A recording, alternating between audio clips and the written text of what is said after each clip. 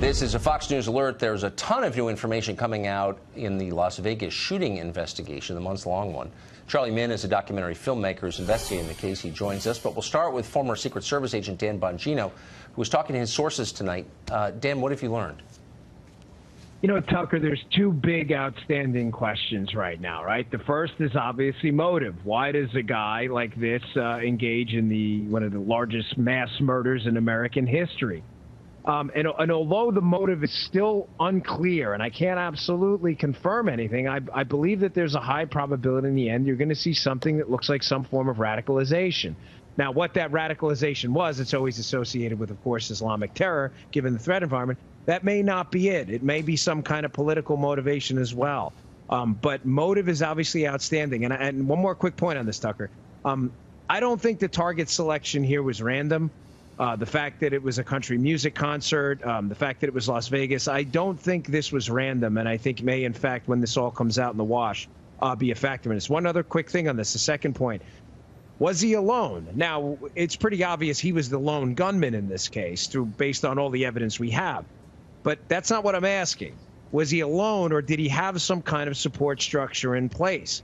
Again, I think when a lot of this gets fleshed out and we see the reports start to become public, I have a really hard time believing that it's going to indicate that he was the only person involved in this. There has to have been some level of the logistical support or operational support somewhere in this. Well, one indication of that, Charlie, are these email accounts that Paddock apparently maintained that we learned about a couple of days ago, from which he sent emails from one to the other, basically addressed to another person. That person's not named, but he was clearly writing to someone else. They were not just notes to himself. What do you make of that?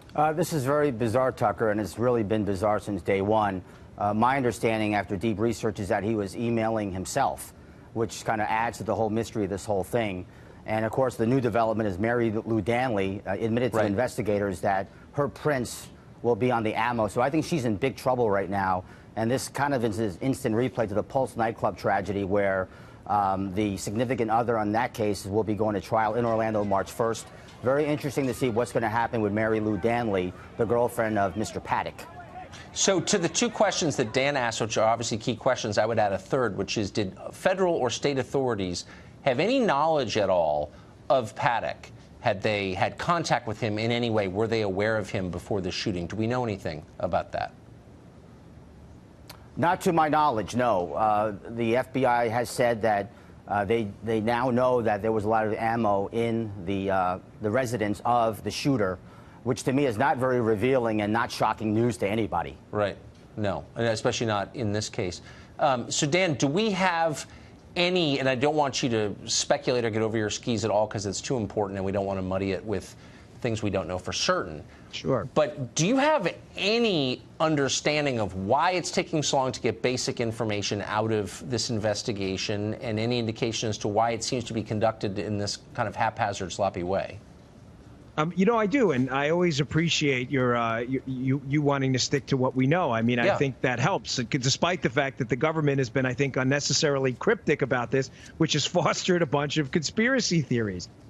Tucker, think about it here, just from on plain speak.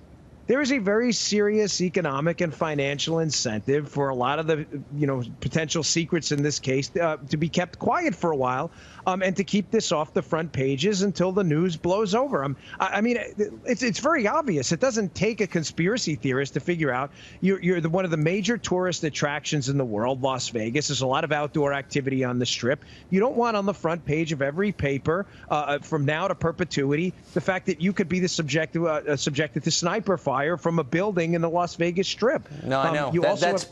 I mean, big companies should not have influence in criminal investigations. I mean, that's like justice 101. I'm not justifying it. No, I think you're right, but you're right. That's clearly what's going on, and I don't even want to think that that's true, but it clearly is, and it's distressing.